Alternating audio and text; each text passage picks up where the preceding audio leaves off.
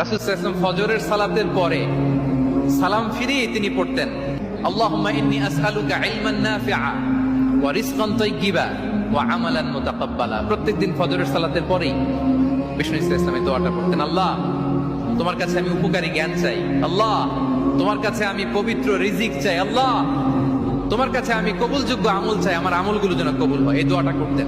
এই দোয়াটা পড়বেন তো সবাই। বিষ্ণু ইসলাম নিজে পড়তেন সকালবেলা, একেবারে দিনের শুরুতে।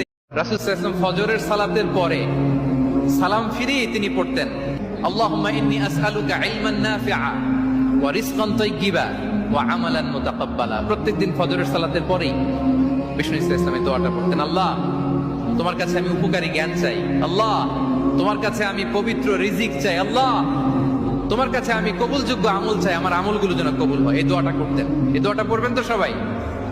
বিষ্ণু ইসলাম নিজে পড়তেন সকালবেলা, একেবারে দিনের শুরুতেই।